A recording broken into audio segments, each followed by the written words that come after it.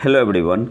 आज हम लोग देखेंगे यूपी पीसीएस में 2012 से 2023 तक के आए मिसेलेनियस के सारे प्रश्न। इसमें आपका इकोनॉमिक्स भी इंक्लूड है और आज का लेक्चर इस सीरीज का सेट नंबर 1 है। तो आते हैं पहले क्वेश्चन पे। मानव विकास रिपोर्ट 2021-22 के संदर्भ में निम्नलिखित में से कौन सा कथन सत्य है। पहला क्या है आपका, मानव विकास सूचकांक में भारत की श्रेणी वर्ष 2020 में 130 से उन्नत होकर 2022 में 132 हो गई है। तो जब 130 से 132 हुआ तो उन्नत थोड़ी हुआ, डाउन हुआ है, तो पहला गलत है। सेकंड क्या है, मानव विकास सूचकांक में भारत की श्रेणी वर्ष 2020 में 130 से 2022 में 132 तक गिर गई है। तो यहाँ पे 2022 नहीं होगा, 2022 का डाटा तो अभी आया हुआ है, 2021 होगा यहाँ पे, ठीक है। तो आपका सेकंड भी गलत है, तो दोनों गलत है। कौन सा ऑप्शन सही होगा? ऑप्शन सी आपका यहाँ पे सही आंसर होगा, ना तो 1 ना ही 2। अब आते हैं हम लोग लेटेस्ट पे। हाल ही में वैश्विक मानव विकास सूचकांक 2023-24 आया हुआ है और 2023-24 का मतलब यहाँ पे क्या है कि डाटा 2022 का दिया है, ठीक है। तो ये ध्यान में रखना है। हाल ही में वैश्विक मानव विकास सूचकांक 2023-24 जारी हुआ है, इसमें आपका 2022 का डाटा है, तो इसको आपको याद रखना है। 2022 का डाटा है और ये तैयार हुआ है 2021-22 के ह्यूमन डेवलपमेंट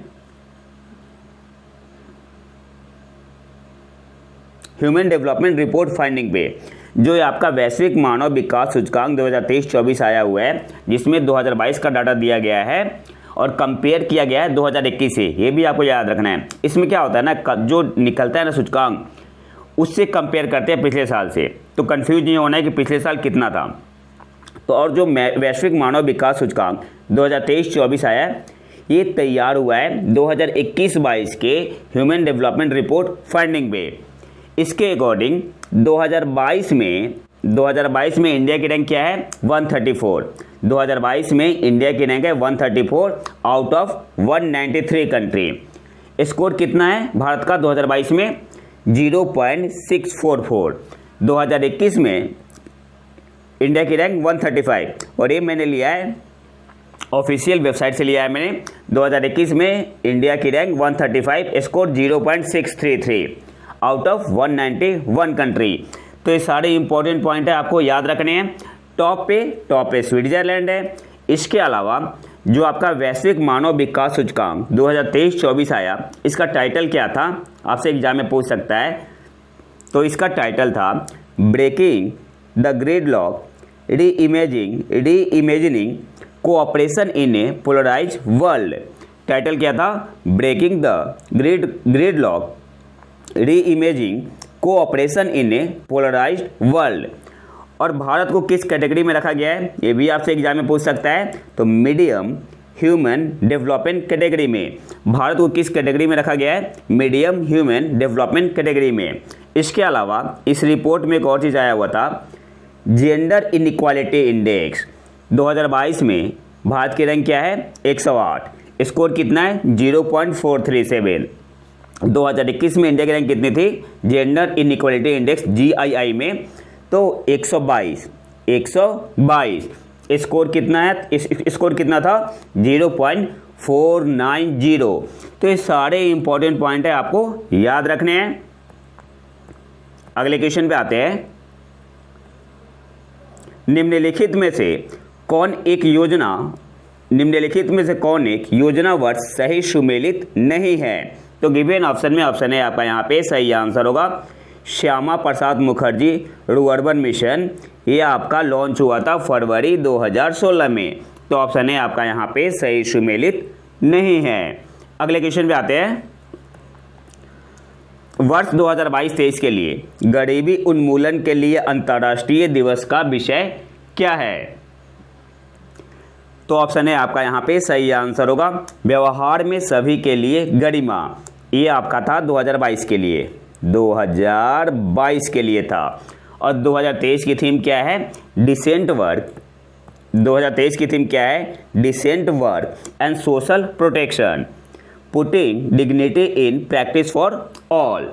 2023 की थीम क्या है? Decent work and social protection, putting dignity in practice for all. Hindi में क्या बोलेंगे? सभ्य कार्य और सामाजिक सुरक्षा सभी के लिए सम्मान को व्यवहार में लाना। सभ्य कार्य और सामाजिक सुरक्षा सभी के लिए सम्मान को व्यवहार में लाना किसकी थीम है? गरीबी उन्मूलन के लिए अंतर्राष्ट्रीय दिवस 2023 की थीम है। और कब मनाते हैं गरीबी उन्मूलन के लिए अंतर्राष्ट्रीय दिवस? 17 अक्टूबर को। अगले क्वेश्चन पे आते हैं। आर्थिक विकास में मानव संसाधन का योगदान के संदर्भ में निम्नलिखित कथनों में से कौन सा सही है? पहला क्या है आपका? आर्थिक विकास का जनसंख्या वृद्धि पर प्रभाव बिल्कुल सही है। सेकंड क्या है? जनसंख्या वृद्धि का आर्थिक विकास पर प्रभाव, दूसरा भी सही है। तो हमें चूज करना है कि कौन सा सही आंसर है। तो ऑप्शन डी आपका यहाँ पे सही आंसर हो जाएगा, दोनों 1 और 2। अगले क्वेश्चन पे आते हैं। भारत में जनसंख्या स्थायित्व का लक्ष्य किस वर्ष तक निर्धारित किया गया है? तो गिवन ऑप्शन में ऑप्शन है आपका यहाँ पे सही आंसर होगा वर्ष 2070 तक। पहले था 2045 तक। भारत में जनसंख्या स्थायित्व का लक्ष्य किस वर्ष तक निर्धारित किया गया है? वर्ष 2070 तक। ऑप्शन ए आपका यहाँ पे सही आंसर होगा। अगले क्वेश्चन पे आते हैं। सूची 1 को सूची 2 से सुमेलित करना है। एक तरफ है जनसंख्या के सिद्धांत, दूसरी तरफ है सिद्धांतों के प्रतिपादक। तो उपयुक्त जनसंख्या सिद्धांत ये आपका किसने दिया था? एडविन केनर ने। तो एक आपका हो जाएगा तीसरा, एक का आपका हो जाएगा तीसरा। बी क्या है? सामाजिक अपसमायोजन सिद्धांत। ये किसने दिया था? सामाजिक अपसमायोजन सिद्धांत हेनरी जॉर्ज ने। तो बी का आपका चौथा हो जाएगा, बी का आपका हो जाएगा चौथा। सी क्या है? जनसंख्या संक्रमण सिद्धांत। ये किसने दिया था? थॉमसन ने। तो आपका सी का पहला हो जाएगा। डी क्या है? जनसंख्या खाद्यान्न आपूर्ति सिद्धांत, माल्थस ने दिया था। तो डी का दूसरा, डी का आपका हो जाएगा दूसरा। 3 4 1 2 कौन से ऑप्शन में है? 3 4 1 2 3 4 1 2 3 4 1 2। तो ऑप्शन डी आपका यहाँ पे सही आंसर होगा। ठीक है, और ये काफ़ी इंपॉर्टेंट है, आपको याद रखना है। अगले क्वेश्चन पे आते हैं। फरवरी 2023 तक उत्तर प्रदेश में अमृत भारत स्टेशन योजना के तहत आधुनिकीकरण के लिए कितने रेलवे स्टेशनों की पहचान की गई है? अच्छा, अभी हाल ही में शायद फरवरी की बात है, मोदी जी ने 554 अमृत भारत रेलवे स्टेशन का फाउंडेशन रखा था मोदी जी ने। और मैंने PIB से न्यूज़ लिया है, फरवरी 2024 का डाटा है। इसके अकॉर्डिंग भी ऑप्शन डी आपका यहाँ पे सही आंसर होगा, 149। ठीक है, तो फरवरी ऐसे भी बोल सकते हैं कि फरवरी 2024 तक उत्तर प्रदेश में अमृत भारत स्टेशन योजना के तहत आधुनिकीकरण के लिए कितने रेलवे स्टेशनों की पहचान की गई है? तो मैंने PIB से न्यूज़ लिया है, फरवरी 2024 का है, उसमें भी आपका मेंशन 149। तो ऑप्शन डी आपका यहाँ पे सही आंसर होगा। इसके बाद है महाराष्ट्र 126, फिर वेस्ट बंगाल 94, गुजरात 87, बिहार 86। ओके, पहचान की गई है, इस पॉइंट को आपको याद रखना है। अगले क्वेश्चन पे आते हैं। निम्नलिखित में से कौन सी योजना उत्तर प्रदेश से संबंधित है? तो यहाँ पे आपका सही आंसर होगा पहला, अनूठी व्यवहार योजना। तो ओनली 1 बोल सकते हैं आंसर, ओनली 1। मातृशक्ति उद्यमिता योजना हरियाणा से, कौशल्या मातृत्व योजना छत्तीसगढ़ से, स्त्री निधि योजना आंध्र और तेलंगाना का है, और अनूठी उपहार योजना आपका उत्तर प्रदेश से संबंधित है। तो आंसर क्या हो जाएगा? आंसर आपका हो जाएगा ओनली 1। अगले क्वेश्चन पे आते हैं। निम्नलिखित में से कौन सा कार्यक्रम केंद्रीय सरकार का कार्यक्रम नहीं है और यह उत्तर प्रदेश सरकार की योजना है? तो गिवन ऑप्शन में ऑप्शन है आपका यहाँ पे सही आंसर होगा, गंगा एक्सप्रेसवे। और प्रधानमंत्री मोदी जी ने इसकी आधारशिला शाहजहांपुर में रखी थी। तो ऑप्शन है आपका यहाँ पे सही आंसर होगा। अगले क्वेश्चन पे आते हैं। 1857 में बरेली उत्तर प्रदेश में क्रांति का नेता कौन था? तो खान बहादुर खां। ऑप्शन बी आपका यहाँ पे सही आंसर होगा। अगले क्वेश्चन पे आते हैं। उत्तर प्रदेश के संदर्भ में निम्नलिखित कथनों पर विचार कीजिए। पहला क्या है, राज्य के कुल भौगोलिक क्षेत्र का लगभग 12.8% वन है, ये गलत है। यहाँ पे आपका होगा 6.15% होगा, 6.15% है वन। सेकंड क्या है, जौनपुर, गाजीपुर और बलिया जिलों में कोई वन भूमि नहीं है, तो नहीं, ऐसा कुछ भी नहीं है। तो पहला भी गलत है, दूसरा भी गलत है, तो आंसर क्या हो जाएगा, कोई भी सही नहीं है। ठीक है, ना तो एक सही है, मैं चूज ना तो एक ना ही दो सही है। ठीक है, मतलब दोनों गलत है, यहाँ पे ऑप्शन नहीं है। मैं बता दे रहा हूँ, पूछ क्या रहा था कि कौन सा सही है, तो दोनों सही नहीं है, ना तो एक ना ही दो। इसके अलावा 2-3 पॉइंट और देख लो आप। सोनभद्रा टॉप पे है, सोनभद्रा यहाँ पे लिख दे रहा हूँ, जगह नहीं है, सोनभद्रा टॉप पे है और भदोही में सबसे कम है, भदोही में सबसे कम है। अगले क्वेश्चन पे आते हैं।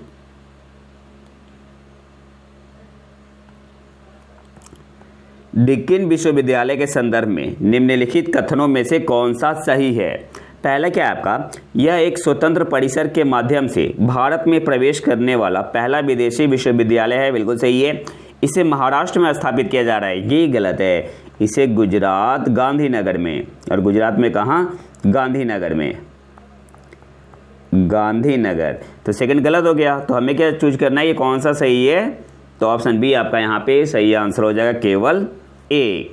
अगले क्वेश्चन पे आते हैं। दिसंबर 2022 में जारी सामाजिक प्रगति सूचकांक के अनुसार टियर 1 में निम्नलिखित में से कौन अति उच्च सामाजिक प्रगति में शीर्ष 3 स्थानों पर है, तो ऑप्शन ए आपका यहाँ पे सही आंसर होगा, पांडिचेरी, लक्षद्वीप और गोवा। ऑप्शन ए आपका यहाँ पे सही आंसर होगा। और यूपी कौन से टियर में है, तो यूपी आपका है टियर 5 में, यूपी आपका है टियर 5 में। टियर 5 का मतलब क्या हुआ, लो सोशल प्रोग्रेस। रैंक कितनी है, तो यूपी की रैंक है 31, स्कोर कितना है 49.16।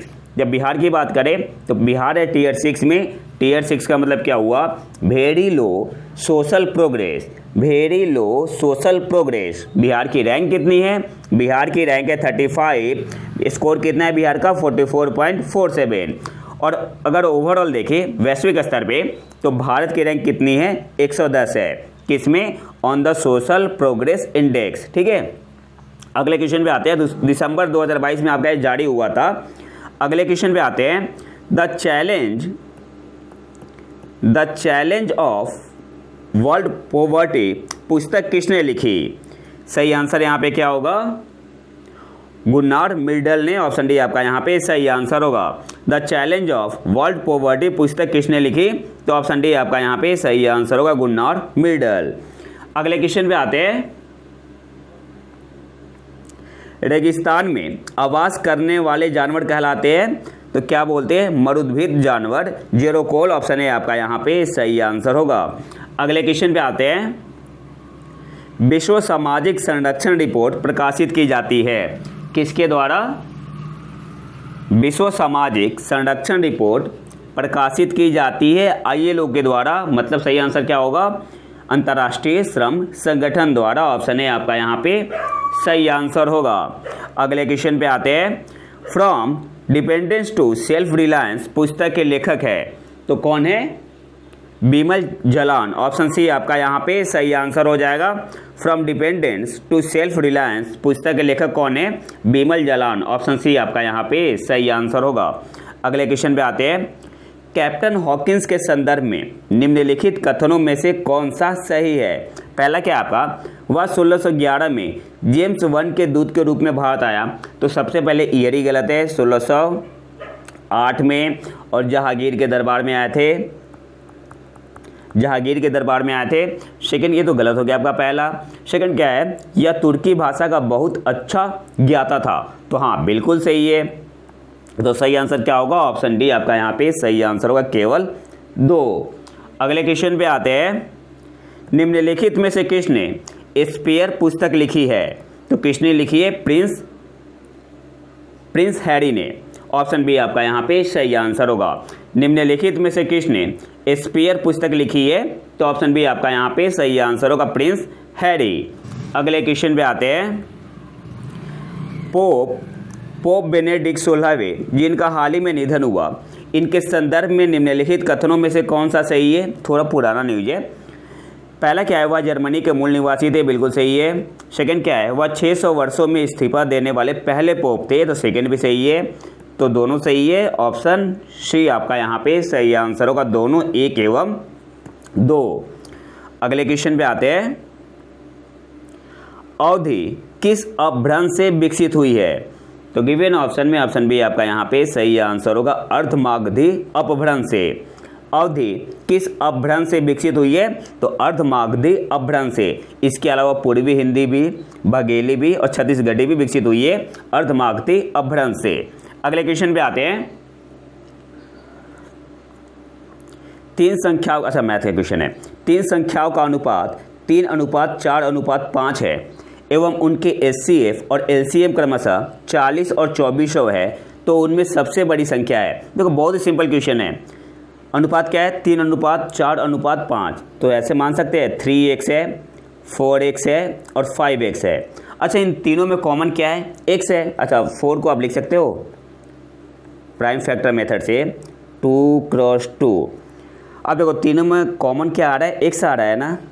तीनों में कॉमन आपका x है और ये आपका HCF होता है। HCF कितना दिया हुआ है? 40। तो x की वैल्यू कितनी हो गई? 40 हो गई। तो हमें क्या मालूम करना है? सबसे बड़ी संख्या।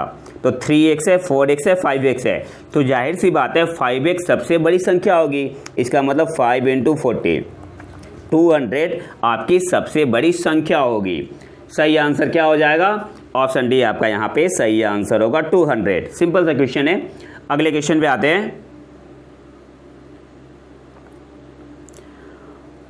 पारा लैंग्वेज संबंधित है, तो पारा भाषा किससे संबंधित है? नॉन वर्बल कम्युनिकेशन से। हिंदी में क्या बोलते हैं? अवाचिक संप्रेषण से। पारा लैंग्वेज किससे संबंधित है? नॉन वर्बल कम्युनिकेशन, अवाचिक संप्रेषण से। ऑप्शन सी आपका यहाँ पे सही आंसर होगा। अब यहाँ से कुछ इंपॉर्टेंट पॉइंट देख लेते हैं। एक होता है आपका अधोगामी संप्रेषण। इसका मतलब क्या हुआ? Downward communication. इंग्लिश में इसे बोलते हैं डाउनवर्ड कम्युनिकेशन। इसमें क्या होता है? जो इंफॉर्मेशन फ्लो होता है टॉप ऑफ द ऑर्गेनाइजेशन से बॉटम ऑफ द ऑर्गेनाइजेशन। जो डाउनवर्ड कम्युनिकेशन होता है, अधोगामी संप्रेषण, इसमें क्या होता है? जो इंफॉर्मेशन फ्लो होता है टॉप ऑफ द ऑर्गेनाइजेशन से बॉटम ऑफ द ऑर्गेनाइजेशन। और एक आपका होता है अपवर्ड कम्युनिकेशन। इसमें आपका डाउनवर्ड कम्युनिकेशन से उल्टा होता है। ठीक है, डाउनवर्ड कम्युनिकेशन से उल्टा होता है किसमें? अपवर्ड कम्युनिकेशन में। इसमें क्या होता है? Bottom of the information flow होता है बॉटम ऑफ द ऑर्गेनाइजेशन से टॉप ऑफ द ऑर्गेनाइजेशन। ठीक है, अपवर्ड कम्युनिकेशन में उल्टा होता है। अगले क्वेश्चन पे आते हैं। समस्या समाधान में कोहलर के द्वारा किस प्रकार की समस्या का प्रयोग किया गया? तो ऑप्शन बी आपका यहाँ पे सही आंसर होगा, अप्रत्यक्ष पथ समस्याएं। समस्या समाधान में कोहलर के द्वारा किस प्रकार की समस्या का प्रयोग किया गया? तो अप्रत्यक्ष पथ समस्याएं। ऑप्शन बी आपका यहाँ पे सही आंसर होगा। अगले क्वेश्चन पे आते हैं। निम्नलिखित में से कौन सी एक प्रणाली अनौपचारिक संचार नेटवर्क का प्रकार नहीं है? अनौपचारिक संचार नेटवर्क को इंग्लिश में क्या बोलते हैं? Informal communication network. 4 तरीके का होता है, 4 टाइप्स होते हैं। सिंगल स्ट्रैंड, गॉसिप, प्रोबेबिलिटी और क्लस्टर समूह। तो यहाँ पे गिवन ऑप्शन में कौन सा ऑप्शन सही हो जाएगा? गपशप तो होता ही है, प्रोबेबिलिटी भी होता है, क्लस्टर भी होता है, समूह, सर्कुलर परिपत्र ये नहीं होता है। तो ऑप्शन सी आपका यहाँ पे सही आंसर होगा। हमें क्या चूज करना था? निम्नलिखित में से कौन सी एक प्रणाली अनौपचारिक संचार नेटवर्क का प्रकार नहीं है? तो सर्कुलर परिपत्र। ऑप्शन सी आपका यहाँ पे सही आंसर होगा। अगले क्वेश्चन में आते हैं। आगमनात्मक तर्क आधारित है, इंग्लिश में इसे क्या बोलते हैं? Inductive argument. ठीक है, इंग्लिश में क्या बोलते हैं? Inductive argument. तो जो इंडक्टिव आर्गुमेंट है किस पे आधारित है? विशिष्ट से सामान्य सिद्धांत पर। ऑप्शन ए आपका यहाँ पे सही आंसर होगा। और एक आपका होता है निगमनात्मक तर्क, इंग्लिश में क्या बोलते हैं? डिडक्टिव, इंग्लिश में से बोलते हैं डिडक्टिव आर्गुमेंट। ये किस पे आधारित है? सामान्य से विशिष्ट सिद्धांत पर। ठीक है, तो दोनों आपको पता होना चाहिए। पिछली बार पूछा था आगमनात्मक तर्क, इंडक्टिव आर्गुमेंट, तो हो सकता है इस बार पूछ लिया डिडक्टिव आर्गुमेंट। तो डिडक्टिव आर्गुमेंट क्या होता है? निगमनात्मक तर्क सामान्य से विशिष्ट सिद्धांत पर। तो ये भी आपको याद रखना है। अगले क्वेश्चन पे आते हैं। एल्गोरिथम एक प्रकार है, तो यांत्रिक समाधान का ऑप्शन है आपका यहाँ पे सही आंसर होगा। अगले क्वेश्चन पे आते हैं। आंतरिक तनाव जब ऐसी स्थिति के कारण उत्पन्न हो जो कि अपने आंतरिक मूल्यों के विरुद्ध सूचना प्राप्त होने से होता है, उसे किस रूप में जाना जाता है? तो उसे जाना जाता है संज्ञानात्मक विसंगति। इंग्लिश में बोलते हैं, इंग्लिश में से क्या बोलते हैं? Cognitive dissonance. आंतरिक तनाव जब ऐसे स्थिति के कारण उत्पन्न हो जो कि अपने आंतरिक मूल्यों के विरुद्ध सूचना प्राप्त होने से होता है, उसे किस रूप में जाना जाता है? तो संज्ञानात्मक विसंगति, कॉग्निटिव डिसोनेंस। और इसकी धारणा किसने दी थी? तो लियोना फेस्टिंगर के द्वारा दी गई थी। ये भी हो सकता है आपसे एग्जाम में पूछ ले। अगले क्वेश्चन पे आते हैं। यदि कोई प्रयोज्य किसी समस्या का समाधान अपने पूर्वानुभाव के आधार पर करने का प्रयास करता है, तो इसे क्या कहा जाता है? तो मेंटल सेट, मानसिक विन्यास कहा जाता है। अगले क्वेश्चन पे आते हैं। प्रक्रियात्मक स्थिरता समस्या समाधान प्रक्रम में बाधा उत्पन्न करती है। ऑप्शन बी आपका यहाँ पे सही आंसर होगा। प्रक्रियात्मक स्थिरता समस्या समाधान प्रक्रम में बाधा उत्पन्न करती है। ऑप्शन बी आपका यहाँ पे सही आंसर हो जाएगा। अगले क्वेश्चन पे आते हैं। आयत चित्र निम्न में से किसके निर्धारण में सहायता प्रदान करता है? इंग्लिश में इसे क्या बोलते हैं? हिस्टोग्राम बोलते हैं। तो सही आंसर क्या होगा? ऑप्शन ए आपका यहाँ पे सही आंसर होगा, मोड बहुलक। हिस्टोग्राम निम्न में से किसके निर्धारण में सहायता करता है? तो बहुलक। ऑप्शन ए आपका यहाँ पे सही आंसर होगा। इसके अलावा माध्यिका का पता लगाने के लिए तोड़न या संचयी ग्राफ का उपयोग किया जाता है, और ये इंपॉर्टेंट है, हो सकता है इस बार एग्जाम में पूछ ले। अगले क्वेश्चन पे आते हैं। निम्नांकित में से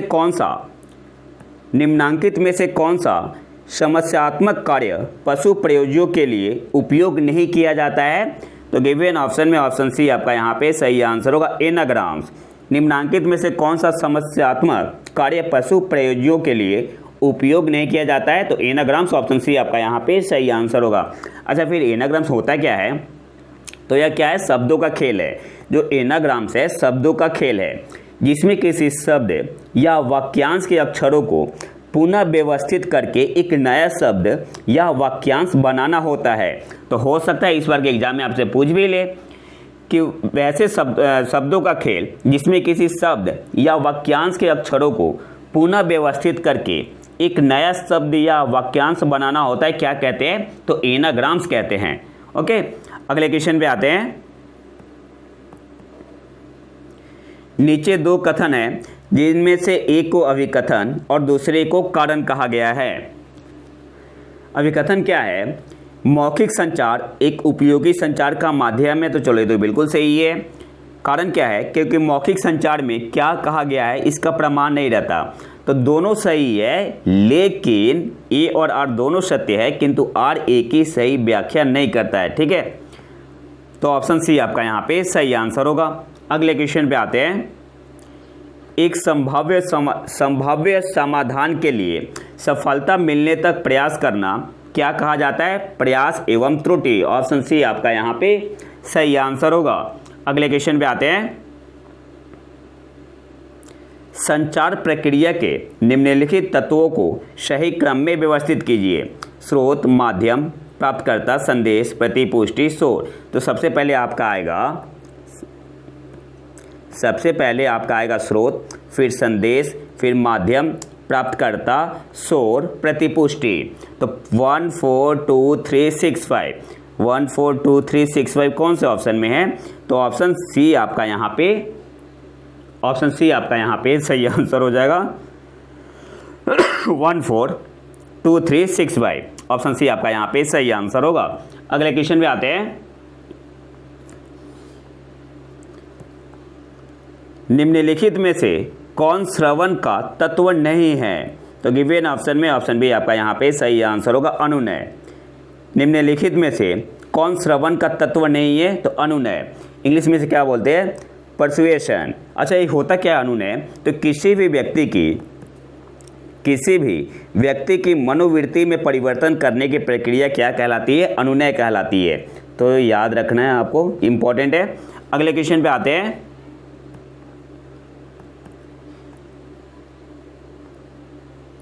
क्वेश्चन है मैथ का, यदि a plus b equal to a by b plus b by a, तो a square plus b square का मान है। तो देखो, एक तो आप इसे सिंपल मेथड से बना सकते हो जैसे एज यूजुअल बनता है, लेकिन हम लोग क्या करेंगे यहाँ पे वैल्यू पुट करके बना लेंगे सीधे ही।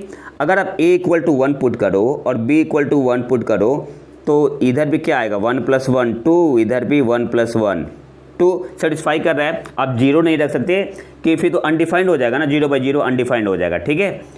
तो a equal to 1 b equal to 1 put करो तो सेटिस्फाई कर रहा है, तो यहाँ पे रख दो 1 स्क्वायर प्लस 1 स्क्वायर 2। तो ऑप्शन डी आपका यहाँ पे सही आंसर हो जाएगा 2। अगले क्वेश्चन पे आते हैं।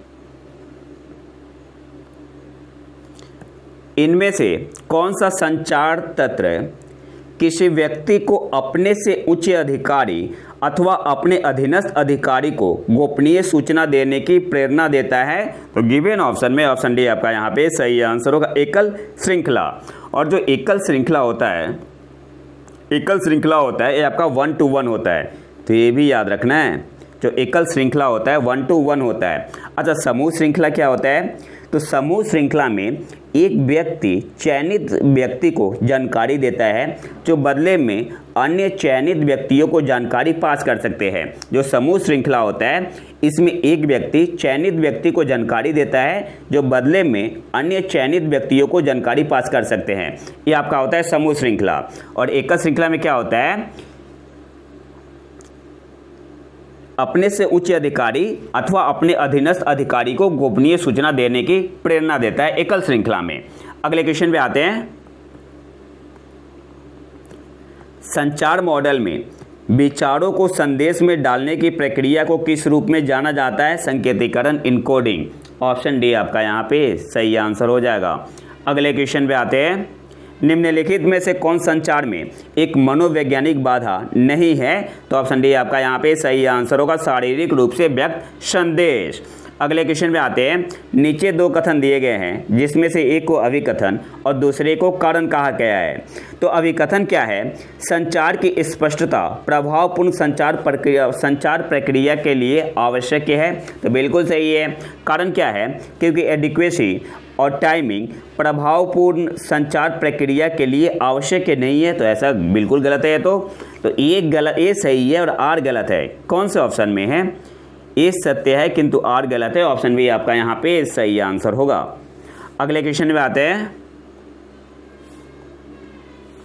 किसने कहा निर्णयन व्यवहार विकल्पों का मूल्यांकन तथा उनमें से चयन करना है? किसने कहा निर्णयन व्यवहार विकल्पों का मूल्यांकन तथा उनमें से चयन करना है? तो ऑप्शन बी आपका यहाँ पे सही आंसर होगा। सेंट्रॉक ने कहा था। ऑप्शन बी आपका यहाँ पे सही आंसर होगा। अगले क्वेश्चन पे आते हैं। अभिकथन क्या है? अंतः वैयक्तिक आकर्षक सामाजिक अंतःक्रिया का एक भाग है। कारण क्या है? यह उत्तरजीविता हेतु आवश्यक है। तो यहाँ पे सही आंसर क्या होगा? देखो, अभिकथन तो आपका बिल्कुल सही है। अंतर्वैयक्तिक आकर्षक सामाजिक अंतर्क्रिया का एक भाग है। कारण जो है यह उत्तरजीविता हेतु आवश्यक है, तो ऐसा नहीं है। ठीक है, तो ये गलत है आपका। तो गिवन ऑप्शन में ऑप्शन डी आपका यहाँ पे सही आंसर होगा। ये सत्य है किंतु और गलत है। अगले क्वेश्चन पे आते हैं। निम्नलिखित विकल्पों में से किसी एक को विकल्प चुनिए जो अफवाह को सुलझाने का तरीका ना हो। तो गिवन ऑप्शन में ऑप्शन ए आपका यहाँ पे सही आंसर होगा, समुदाय के नेताओं से तथ्य छिपाना। अगले क्वेश्चन पे आते हैं, समस्या समाधान की निम्नलिखित विधियों में से कौन सी एक विधि सफलता पाने की गारंटी देती है? तो एल्गोरिथम विधि, ऑप्शन डी आपका यहाँ पे सही आंसर होगा। अगले क्वेश्चन पे आते हैं, अंधा और अंधा नहीं, अंधा और अंधा नहीं एक उदाहरण है, तो किसका है? गुणात्मक समंग का। अंधा और अंधा नहीं किसका उदाहरण है? तो ये आपका उदाहरण है गुणात्मक समंग का। या तो अंधा या अंधा नहीं है, तो ऑप्शन ए आपका यहाँ पे इसमें हाँ या ना होता है, तो ऑप्शन ए आपका यहाँ पे सही आंसर होगा, गुणात्मक समंग। अगले क्वेश्चन पे आते हैं, और मतलब जिसको मेजर नहीं कर सकते, कांट बी मेजर्ड, जैसे 1 kg 2 kg ऐसा तो इसमें कुछ कर नहीं सकते, एक यूनिट दे के मेजरमेंट के यूनिट, तो ऐसा कुछ नहीं है, तो इसे बोलते हैं गुणात्मक समंग। ऑप्शन है आपका यहाँ पे सही आंसर होगा। अगले क्वेश्चन पे आते हैं, समव्यवहार विश्लेषण सिद्धांत को मूलतः सर्वप्रथम किसने विकसित किया? किसने किया था? एरिक बर्न ने। ऑप्शन बी आपका यहाँ पे सही आंसर होगा, समव्यवहार विश्लेषण सिद्धांत को मूलतः सर्वप्रथम किसने विकसित किया? तो एरिक बर्न। ऑप्शन बी आपका यहाँ पे सही आंसर होगा। अगले क्वेश्चन पे आते हैं, मूल्यवान आईटी ब्रांड के संदर्भ में निम्नलिखित में से कौन सा कथन सही है? पहला क्या है? एसेंचर वैश्विक स्तर पर 2022 में सर्वाधिक मूल्यवान आईटी ब्रांड है। तो हाँ, एक्सेंचर आपका वैश्विक स्तर पर 2022 में सर्वाधिक मूल्यवान आईटी ब्रांड था, तो पहला सही है। सेकंड क्या है? टीसीएस वैश्विक आईटी सेवा ब्रांडों में 2022 में नंबर 2 पैदान पर है, तो सेकंड भी सही है। तो गिवन ऑप्शन में कौन सा सही हो जाएगा? ऑप्शन ये आपका यहाँ पे सही आंसर होगा, 1 तथा 2 दोनों। अब आते हैं जो 2024 का रिपोर्ट आया हुआ है, 2024 रिपोर्ट के अकॉर्डिंग भी वही है। एक्सेंचर आपका नंबर 1 पे है, टीसीएस 2 पे है, इन्फोसिस 3 पे है, आईबीएम 4 पे है। इसके अलावा एक और पॉइंट आपको याद रखना है, जो इन्फोसिस के सीईओ है सलीम पारेख, इन्हें नंबर 1 आईटी सर्विसेज सीईओ चुना गया है 2024 के लिए। तो ये नाम इंपॉर्टेंट है, आपसे पूछ सकता है इस बार। अगले क्वेश्चन पे आते हैं, संयुक्त राष्ट्र विकास कार्यक्रम ने निर्धनता के निम्नलिखित श्रेणियों की पहचान की है, कौन सा एक सही है? तो ऑप्शन सी आपका यहाँ पे सही आंसर होगा, ए तथा बी दोनों, आय निर्धनता और मानव निर्धनता। आज के आखिरी क्वेश्चन पे आते हैं, टी माल्थस ने दी माल्थुसियंस थ्योरी नामक प्रसिद्ध सिद्धांत को प्रतिपादित किया जो संबंधित है तो पॉपुलेशन से। ऑप्शन है आपका यहाँ पे सही आंसर होगा, जनसंख्या से। टी माल्थस ने दी माल्थुसियन थ्योरी नामक प्रसिद्ध सिद्धांत को प्रतिपादित किया जो किससे संबंधित है? तो पॉपुलेशन, जनसंख्या से। ऑप्शन है आपका यहाँ पे सही आंसर होगा। तो ये तो था हमारा आज का लेक्चर। अगर आपको इसका पीडीएफ चाहिए तो आप हमारे टेलीग्राम चैनल प्रतीक IQ करंट अफेयर को ज्वाइन कर सकते हैं, और अगर वीडियो पसंद आए तो लाइक करें और चैनल को सब्सक्राइब जरूर कर ले। मिलते हैं नए वीडियो में नए टॉपिक के साथ, तब तक के लिए नमस्कार, जय हिंद।